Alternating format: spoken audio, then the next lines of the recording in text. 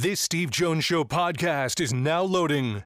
The Steve Jones Show podcast is presented by Sunbury Motor Company, Brewers Outlet, and Purdy Insurance.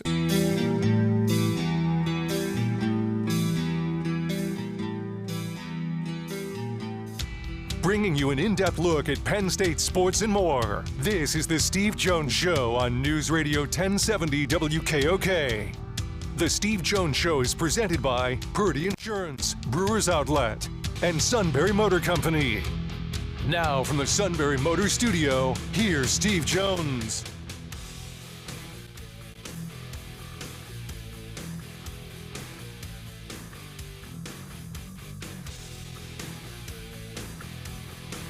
This half hour being brought to you by Brewers Outlet, Reagan Street, Sunbury, the beverage supermarket. Imports, domestics, microbrews, the best selection of beer anywhere. Wine coolers, water, soft drinks, snacks. They roast their peanuts fresh and not every day. Signature flavors of slushies. Ready to drink cocktails, High Noon, Jack Daniels, Crown Royal. And the pickle bar led by the Barrels and the Dills, indeed second to none, all at Brewers Outlet, Reagan Street in Sunbury. The beverage supermarket. All right, great to bring in the outstanding Adam Rittenberg. I will not see you in Indianapolis this year. Just so you know. Great to be with you. You're not making a special trip? No, I don't think so. I think I'm going to take the weekend off, and then I'll be in Indiana Monday because I've got a basketball game Tuesday. But, yeah, that's kind of it. So yeah, we'll enjoy it. Yeah, I will. Yeah. So there's several things you want to get into here. The Lane Kiffin one, and now what appears to be an agreement in principle with Bob Chesney and UCLA. What are you hearing about Chesney to start with? Right. Well, I think his name has been mentioned for a while as a target at UCLA, and it just seemed like would Penn State make a late push? Would he try to leverage UCLA into Penn State? But now it does seem like he's headed out to Westwood to be the next head coach there. And it's a very interesting hire. I've really admired what Bob has done the last couple of years at JMU and throughout his career. But it is a very different part of the country. He's not coached anywhere near there. It's obviously a conference he hasn't coached in. He hadn't even been in the FBS until taking the JMU job. So this is going to be a fascinating experiment. But if you're looking at it from UCLA's perspective, given where they are as a program and where they've been, and they've tried guys who are more connected to their own history, this is a good venture out to someone different with a different profile. And let's see if it can work, because it's worked everywhere else for Bob. And it sounds like because he can coach the championship game in the college football playoff, that's actually more of an agreement in principle at the moment and not really signed. Would that be fair? I'm not sure about that. I'd imagine UCLA would want him or would let him coach the rest of the season. I don't think that it's not a Lane Kiffin situation. It's not moving within the conference or to a direct competitor. And, I'm sure they would want him to do as much as he could, for UCLA in the meantime, but being respectful of the fact that he still has a team to coach. Yeah. Okay. The calendar. What is your opinion on the college football calendar, and what kind of role is that playing, pro and con, in the process we're seeing? Again, I think people brought this up, and they have for years. I just don't know if there's a workaround because of the academic calendar. Colleges end semesters or trimesters in November or December, and they start up school in January. And unless you're going to go to a system where, everyone has to, sign as a recruit back in the first week of February like it used to be, and then you prohibit transfers from making, mid-year moves, I don't know how you get around this, because that's just, in the NFL, you're not dealing with an academic calendar, or the NBA. And, college basketball, its season ends, kind of midway through the semester, the spring semester, or right after the winter quarter if you're on a trimester system. So it's just a unique sport in that way, and it's unfortunate. It's not great for the athletes. It's not great for fans. but we've seen moves at this time of year going back a long time. The difference now is you have a college football playoff, you have more teams involved in it, and you have more fan bases that are impacted by some of the moves that are made at this time of year. Now, here's the next part. Of course, Penn State was one of the first to open in FBS. It's still the prominent one that is still open 50 days later. Because it's been a one-man with a few people around him process, so nothing is leaked out at all. So there is obviously angst among the fan base now because it's taken a while. What has been your view of the Penn State process to this point? Yeah, I think it's hard to look at Penn State and their process and say that it's gone as planned. They're going to come out with a hire, and they're going to be excited, and that person's going to be excited, and we'll see where it goes from there. But I think when they started this, back in early to mid-October, there was a sense that they would really be able to swing big and land, kind of someone like Lane Kiffin to LSU, just that level of wow factor and excitement. I think circumstances changed, right? I think if you're Pat Kraft and you make the change when you do you think that Texas A&M, for example, is going to run the table until the last game of the regular season, and Mike Elko is going to re-sign there instead of reconsidering a job?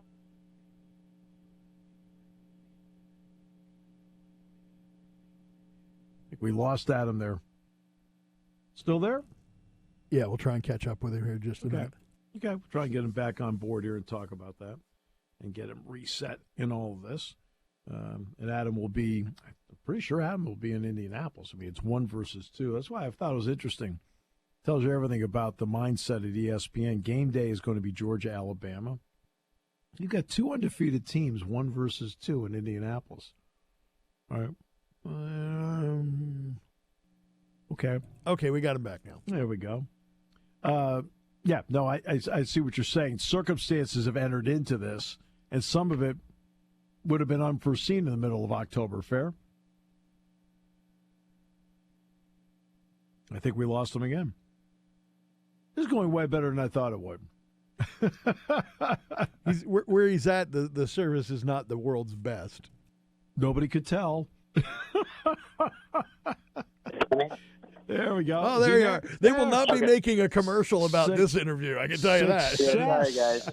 So I would say like this cycle, really, if you want to take something away from it, it's that a lot of coaches at Power 4 jobs in this market where schools are realizing that they can invest and win at the highest level are getting re-signed. I mean that was a theme here. Beginning really with Curt Cignetti, who, a lot of us thought could be a candidate at Penn State, and then you get Matt Rule, and then you've had Mike Elko, and you've had Rhett Lashley at SMU, and then Clark Lee and Eli Drinkwitz, who are 2 coaches that had been mentioned a little bit for Penn State. So, that's really the story of this, and who hasn't re-signed yet? Brent Key hasn't re-signed yet.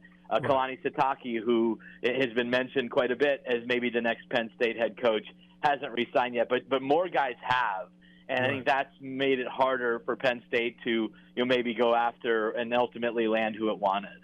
Yeah. Just as an aside, only 9% of teams that started 3-6 in the last 12 seasons finished 6-6. Penn State's one of them. What have you thought about the job Terry Smith has done? Really impressed with his ability to not just, you kind of talk about interim coaches keeping the team together, but actually getting the team to perform. It's one thing to sort of hold it together till the end and you don't have major off-field problems or locker room issues, but then to actually get a underperforming team to actually start to look like the team we thought it would at the beginning of the season is really impressive. So, I know the Rutgers game was a wild one, but you see what they did against Nebraska, and really how they competed even in the Iowa loss. I think it shows that he matters to them, and they still matter to each other, and that's an important thing, especially for a team that had much greater expectations and certainly didn't expect its head coach to be fired by October 15th. Yeah. Okay, so Indiana, Ohio State coming up on Saturday night. That's the one with the 2 unbeatens. They're both making it. Got it. But just how interested are you to see this matchup? Because when they played in Columbus last year, different time, different personnel, different quarterbacks, it was all Ohio State. Right. Yeah. I think the key there is that Indiana has really made some key improvements. Their offensive line, their quarterback, and so how are they going to match up against an Ohio State team that may be even better than its predecessor, especially on the defensive side? I've always said that this game tends to favor the team with more speed and more overall talent, which is Ohio State. But Right. Indiana has shown throughout the season that it's not going to be intimidated. They may not be as outlandish with Kurt Signetti saying things and doing things, but they really believe in themselves, and they want to prove that they belong on the stage. And so it's a very odd 1 versus 2 game, Steve, because of what you said. I mean, both teams are going to the playoff.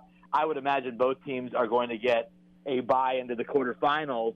And so, yeah, you're playing for a league title, but it's not like do or die. And I guess a lot of these championship games are going to be like this now. I think maybe the most interesting thing is the quarterback matchup between Fernando Mendoza and Julian Sayin, who many believe are the top 2 contenders for the Heisman Trophy. And Sayin, to his credit, has really put himself in this position. He was great last week against Michigan, and as a young player has shown tremendous poise and decision-making. And I think how those two play against one another, against 2 really good defenses, is going to be telling. No, exactly right. Because I know in doing the game last year, I knew both Oregon and Penn State were in. It just depended on who got a bye and who didn't. Finally, Miami, Notre Dame. If the decision were to come down, hypothetically, to them, they played. How much, in your opinion, should that matter at this point? Yeah, I mean, it has to matter. Yes, I agree. Otherwise, why schedule those games? And I think I'm Steve Sarkisian. Why schedule those games if they don't matter? And in Miami's case, they came out on the right end of it. And you watched that game, and it wasn't fluky. It wasn't like Notre Dame was leading and Miami made a crazy comeback to steal the win. I mean, Miami was the better team that night. I mean, Marcus Freeman's point, which I also understand, is who's better now. And, Notre Dame may be better now, but Miami's not, far off. And I think that the fact that they're being compared directly to one another, that's not great for Notre Dame. I mean, unfortunately for Notre Dame, when you lose a second game at that school, you are really subject to a lot of different factors. How your opponents are going to do the rest of the season, how other contenders are going to perform.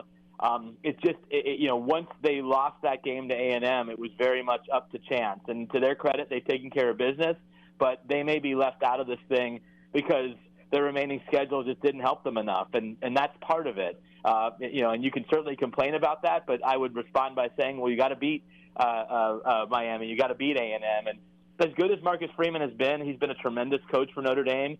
He really hasn't been good early in the season. And that has to start changing, I think, for Notre Dame to secure its spot in future playoffs. Because if you look at the losses to Ohio State, the losses to some bad teams, your group of 5 teams, they've got to start the season strong because that counts just as much as the end of the season, even if they want to say that they're better now than they were then.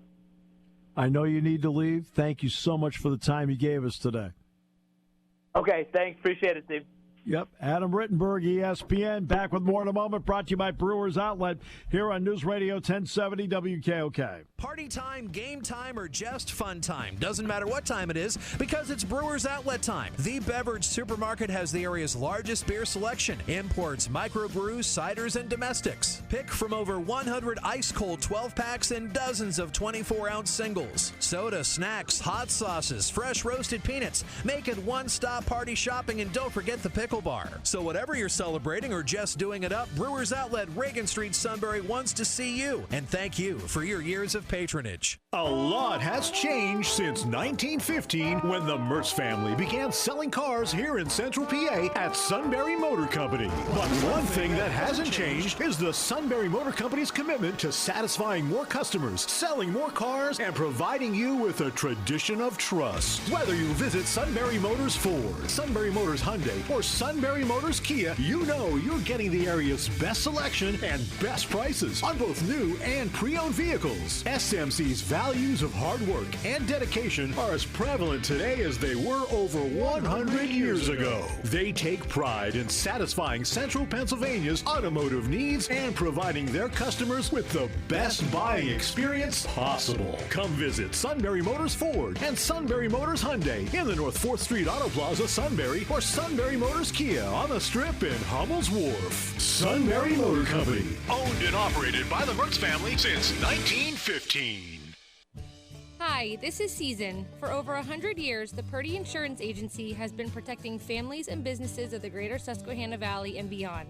With the experience of our trained and knowledgeable staff, you can rest assured that your needs will be evaluated and met by some of the industry's best representatives. No matter what your insurance needs are, call Purdy Insurance today at 570-286-5855. Visit our website at purdyinsurance.com or check us out on Facebook to see what we can do for you.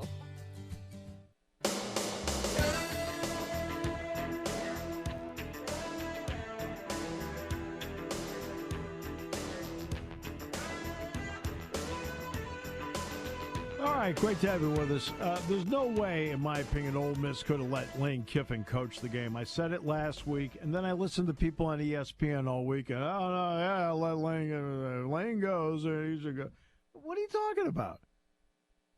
The guy makes a lateral move in your own conference, and basically he's saying, I don't want to work for you. I want to work for them. You made your choice. You're done. You are finished. You made your choice.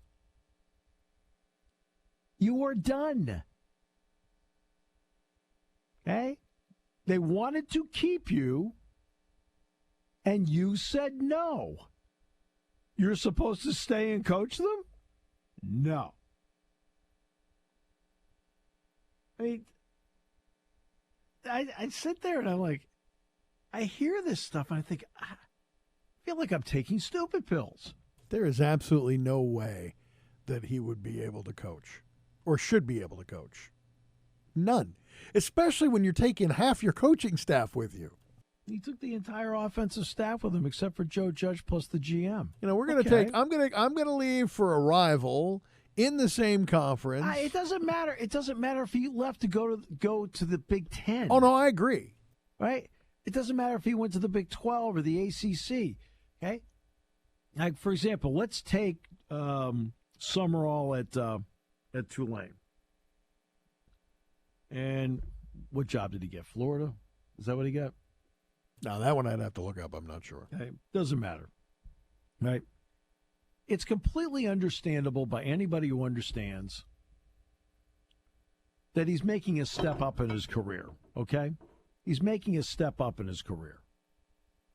Okay, that's different. I'm making a step up in my career. I'm going from Group of Five now to the SEC and the Power Four. Everybody understands that. Even the Tulane people understand that. They got it. Okay? But not this. Okay? Making a lateral move, it turns out to be within the conference. And you looked at your current employer and said, I don't want to work for you anymore. I want to work for them. My response is, fine, go work for them. That's why I don't think he should. No, I don't care where he went in college football. I don't think he should coach the rest of the season. I mean, again, I can understand like the Tulane situation, the James Madison situation. You're moving up. Everybody understands and accepts that. You're not a destination job. Okay? And so I think people understand that. I think they get that part. But when it's this, and you're essentially like, I mean, in other words, I'm sitting there as the vice president, or I'm the president of a small grocery store chain. I'm offered the presidency of Wise Markets. Right? No. Everybody probably is like, they're sad you're leaving, but they're happy for you. Right? You moved up. Okay? You're at a small regional hospital. You get offered a high management position at Geisinger. People are happy for you. They're sad you're leaving, but they're happy for you.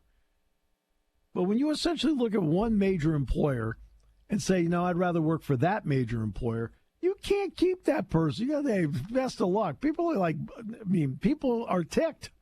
They're mad. Right? We're not good enough for you?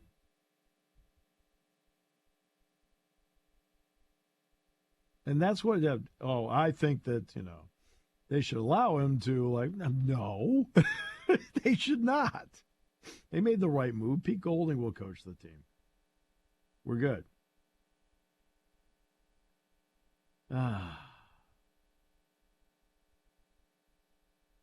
That was an easy one. And I kept watching people on ESPN. Oh, you should go. I go, what are we doing here?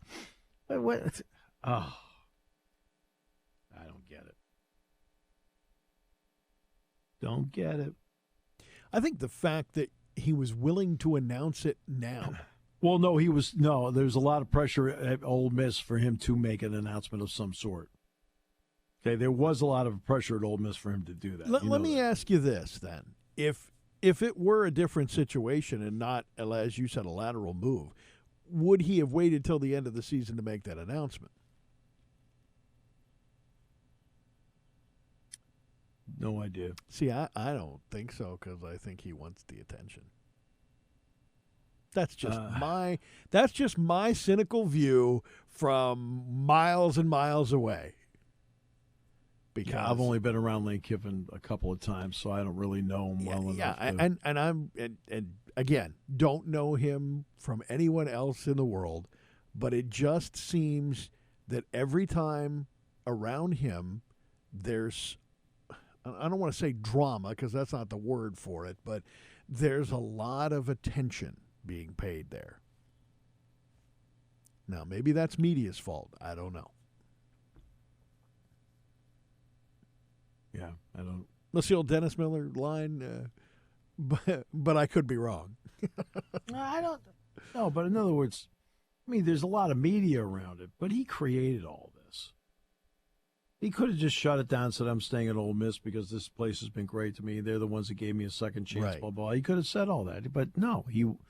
Right now, are there certain elements of the LSU job that can get you to the national title? You've had three different coaches in the last 25 years, Nick Saban, Les Miles, and Ed Orgeron, that have all won national titles at LSU. So, yes, it is obvious that the path to a national title appears to be clearer at LSU than it is at Ole Miss. Right? It's kind of an easy assessment to make just based on recent history. But he could have said something to the effect that, hey, listen, we've done a lot of great things here. I want to see this finished here this year. I think we got a shot at the national championship. Let's see how we can do it and then make the move. Yeah. By the way, Kalani Sitake was asked today on the Big 12 championship game Zoom about Penn State. He said, quote, "It's all about the Big 12 championship and keeping our team focused on that. We're going to avoid all of the distractions."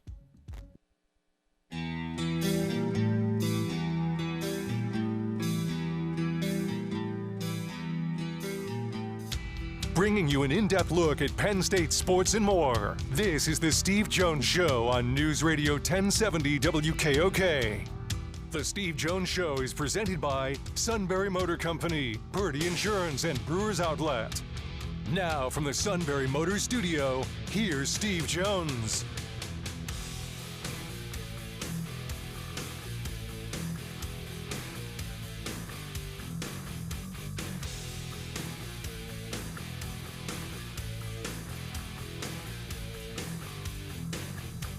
I got to give you credit. You're killing it. Fortunately, it's an easy job. To your credit, you make it look easy.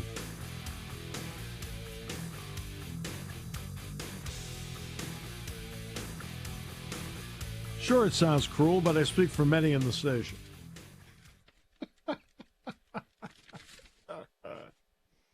How How much snow are you guys supposed to get tomorrow? 2 to 4, AccuWeather says. Really? You should be getting more than that because you're in an elevation. I think I saw 3.9 or something. That's what I saw. But so here again, Salt Lake Tribune, Kalani Sitake asked at the Big 12 championship game preview on Zoom. Every conference has to do this, right? He said, quote, he was asked about Penn State. I'm all about the Big 12 championship and keeping our team focused on that. We're going to avoid all of the distractions. That's it. That's the quote. If you're BYU, you're a BYU fan, that wasn't exactly encouraging.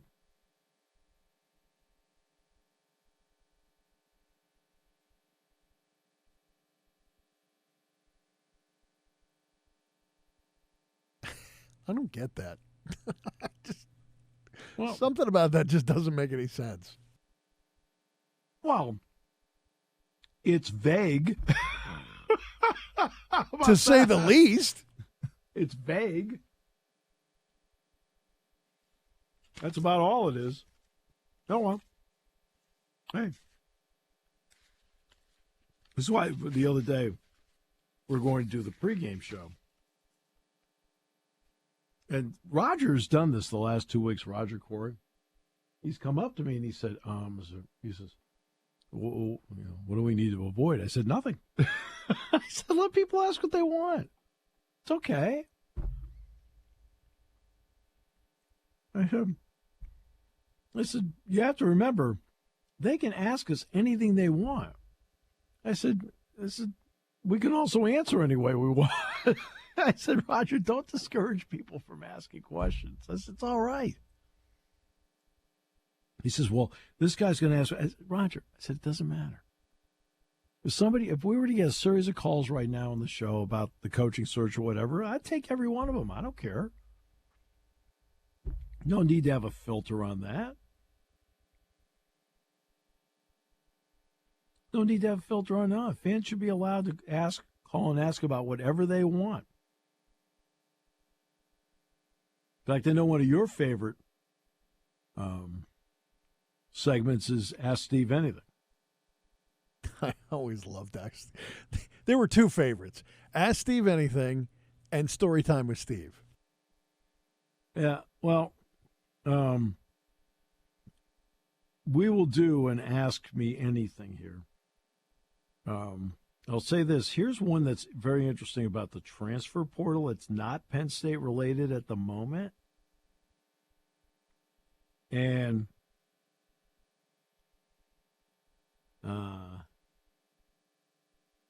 Nick Marsh at Michigan State, because they're going to change coaches. It's going to be Jonathan Smith, and it looks like the target appears to be Pat Fitzgerald.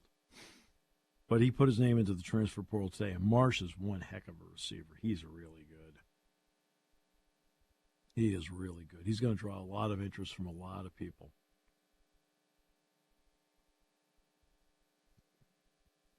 But also Daniel Harris from Georgia is going to draw a lot too.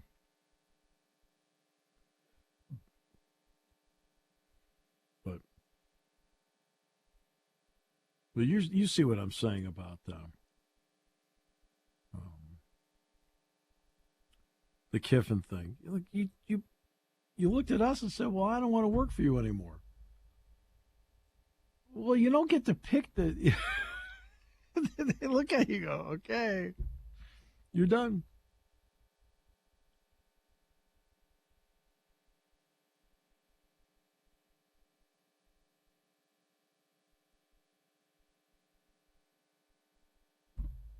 Yeah, it's the way it is.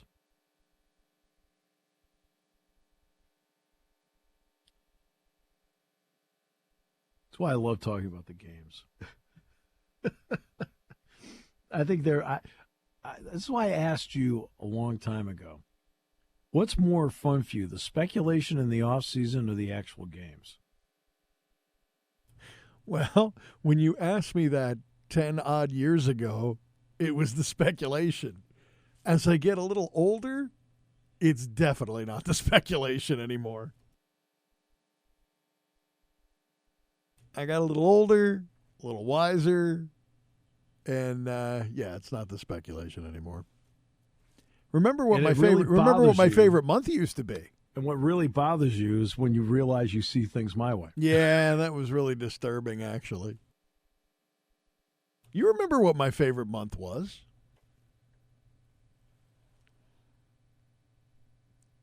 August. August because there was opportunity. Everybody had a shot at a state championship. It was the start of a new season. And then as August rolls around now, I'm like, all right, let's just start playing and see what happens. I think I've been around you too long. Well, to me, it's all about the games. Now, I realize that, in this case, Penn State needs a head coach.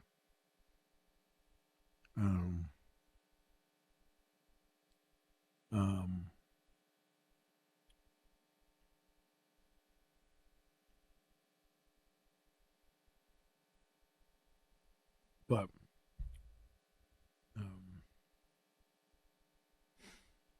I used to be about the anticipation, but the anticipation's not there. And then the personnel part, you got to get the personnel part. So, there's going to be a process, and but then once we hit January 20th, with the exception of maybe the late signing period of getting a couple of people here and there, a few people, the roster will be set. And then you'll go from there. How does winter workouts go? How do you do with spring ball, OTAs, things like that? And that is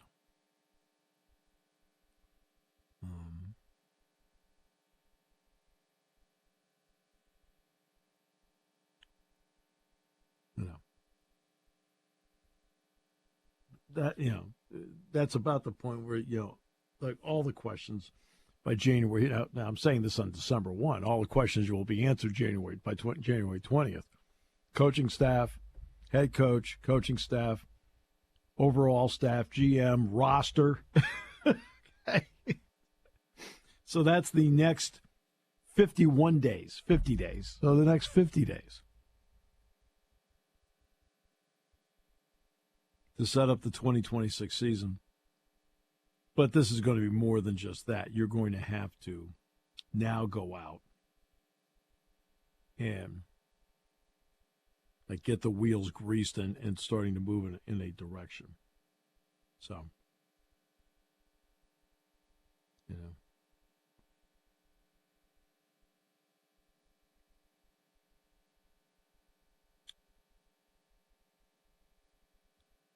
Hey, I thought your Steelers were impressive yesterday. I stopped watching in the third quarter and went, you know what? I got better things to do, and took a nap. I have seen I remember I was in the opening half hour talking about how every game is different. And there's multiple ways to win. And I've said that years and years and years. Okay. And have I ever seen games where the same play run over and over again won the game? Yeah, I have. Well, yesterday was a game where over and over again, I watched the Bills run essentially the same play, and the Steelers could never stop it. And I've seen that before, but boy, it was graphic yesterday. I said, and if you remember, back in July and August, that I said if this was a 500 team, they could consider themselves lucky. The worst thing happened at the beginning of the season. They gave me hope that I was wrong. Now the reality that I'm not wrong is really disturbing me. But Baltimore lost. Yeah, that was weird. And Baltimore didn't look good at all against Cincinnati the other night. They turned the ball over 5 times. Cincinnati looked great. Joe Burrow being back made a gigantic difference. And it wasn't as if the Steelers lost and Baltimore won and like, oh, here we go. Nothing changed because they both lost. And what they play this week, right? Yes.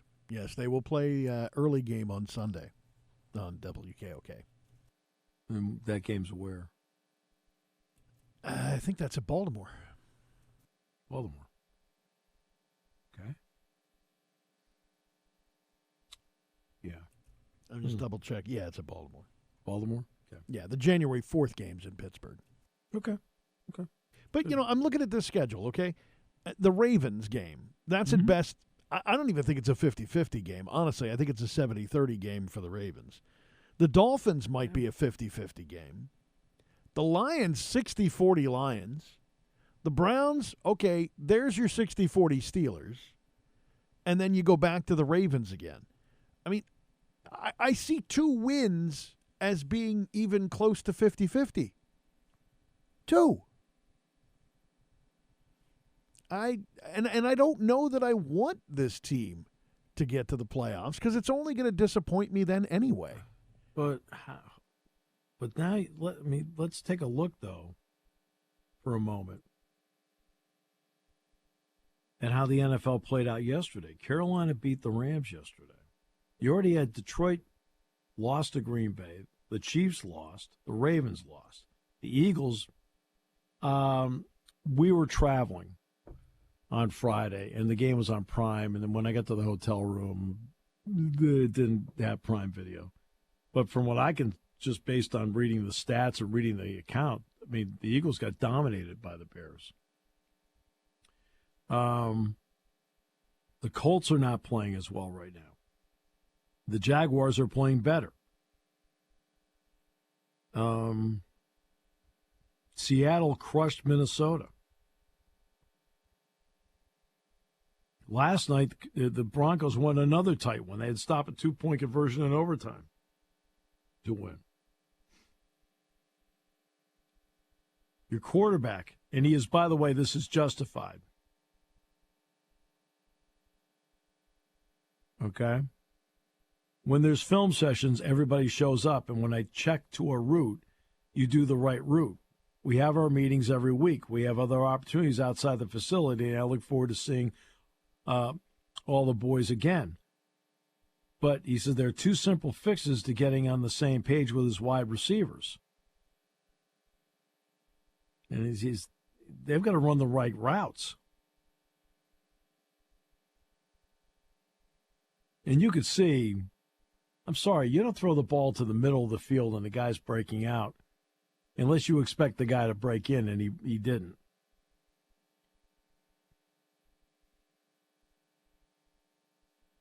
Listen, you've got some really good tight ends that they are underusing. Metcalf was non-existent. And oh no, he's existent. He can't, I honest to goodness, I have not seen in recent years a wide receiver commit more penalties than DK Metcalf. Ugh. I don't get it.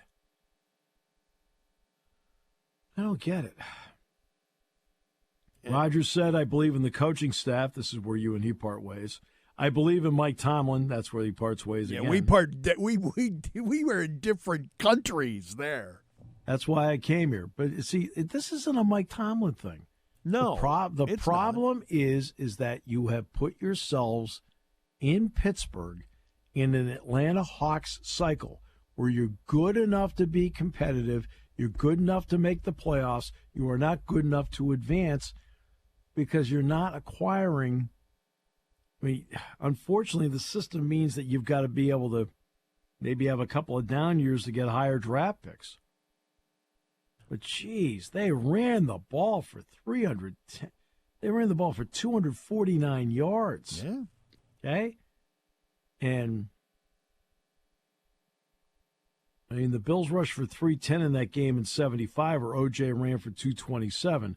Remember, they had the rematch in the playoffs. Jack's team had Jack still talks to me. Jack still talks to me about the long run that O.J. Simpson made in the regular season game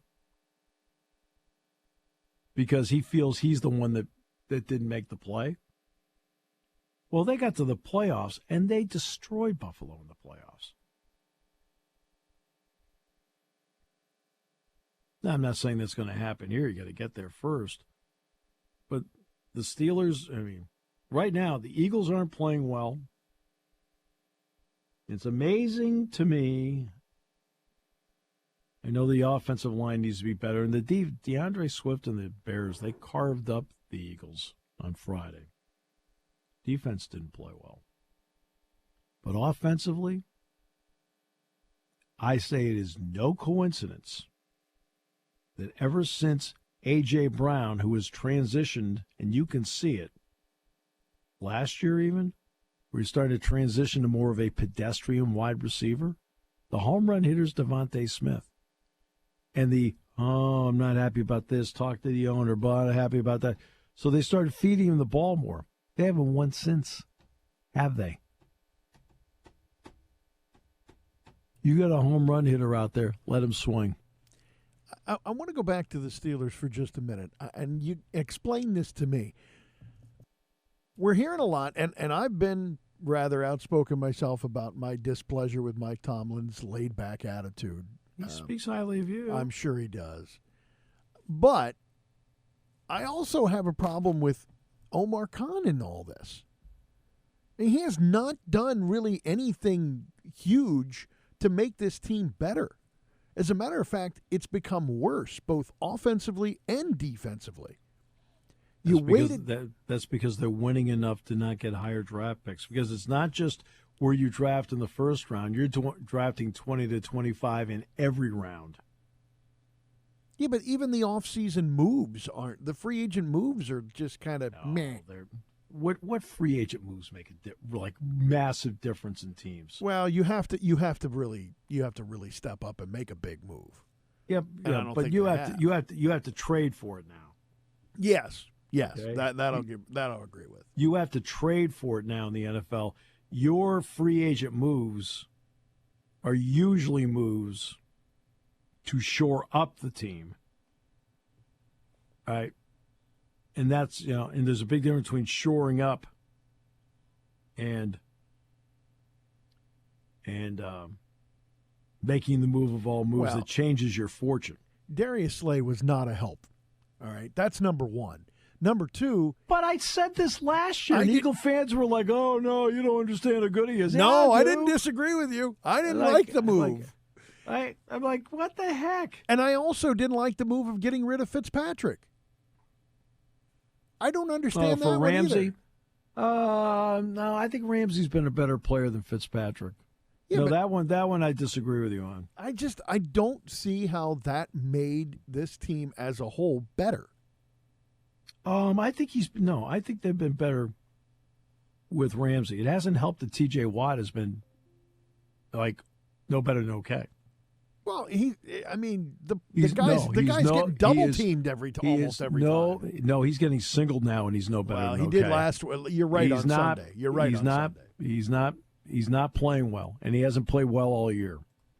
You can jump up and down about how he broke the family record for sacks. I mean, I had more sacks than my brother in high school. I mean, it's like, okay, great. But it's like he's not playing well. Hayward is not playing well. No, he has not been playing well. And a guy that hadn't been playing well that I thought played great yesterday is Joey Porter Jr. I thought Joey actually played well yesterday. I don't think he had a penalty last week or this week. No, and you know what? He tackled people. He didn't shoulder people. He tackled people yesterday.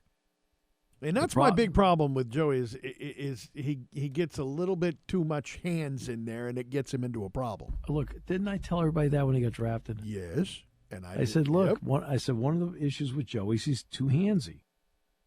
Okay, I said that. Okay, that's like I don't care whether you're practicing or playing in games. Joey gets too handsy. Well, you guys asked. I told you. Well, let's face it. we messed around way too long at one of the positions that they still have not found a way to fix since Ben announced that he wasn't going to be playing anymore. Mm-hmm. And they had plenty of time to fix it then, didn't fix it then. You haven't fixed it now. You signed a guy that 2 years ago you didn't think was good enough to be on the team, but now all of a sudden he's good enough to be on the team. And you signed a quarterback, or you had drafted a quarterback who had a decent year, played pretty well in some playoff games, but for the whole script of his career in college was kind of meh. So he's not going to be the answer. And then you go with a quarterback who right now is playing hurt much more than he should be, quite frankly, because I think it limits what he can do even more than, just the normal age factor. But you've answered none of that. And that's your key position in the team. That's your key position in this team. You've got enough players around the offense to make it work, but you just don't have that. I don't know. I don't think it's all on Rodgers' shoulders, but I think some of it is. And if you've got guys running wrong routes, then there's a leadership issue there. Yeah, you're not exactly dealing with a Phi Beta Kappa room if that's the case. Jackson State, South Carolina State, it looks like that's the matchup in your celebrated cricket celebration bowl. No, wait, who was that again? I missed it. Jackson State against South Carolina State. Yeah, I could see that one. I think the question on everybody's mind around here when you talk FCS is, will the Patriot League actually get 2? They had a chance. Well, I mean, Ivy got 2. Yale and Harvard, right? Honestly, did they announce that yet? I missed that. They didn't announce the brackets yet, did they? Well, I mean, the FCS schedule ended a week ago, right? Yeah, I didn't. If I missed that bracket, I'm surprised. Yeah, I did. No, they haven't announced it yet. This has to be last year. FCS playoff. No, wait a minute. They already played. They played a round already, and I missed it. I was napping. Didn't you used to vote on this thing? I did. Well, not on the bracket. I used to vote for the top 25. I mean, no wonder they don't want you in it anymore. I stepped aside from the voting. Montana State, Rhode Island, Yale, North Dakota State, Central Connecticut, Tennessee Tech, Lehigh, Drake, Mercer, Stephen F. Austin, Abilene Christian got automatic bids. Yeah. That made sense. Lehigh being a 5, that made sense to me. Okay. Rhode Island beat Central 27-19. Abilene beat Lamar 38-20. South Dakota beat Drake 38-17. Villanova beat Harvard 52-7. North Dakota beat Tennessee Tech 31-6. South Dakota State beat New Hampshire 41-3. Villanova-Lehigh could be entertaining. Youngstown State lost to Yale 43-42.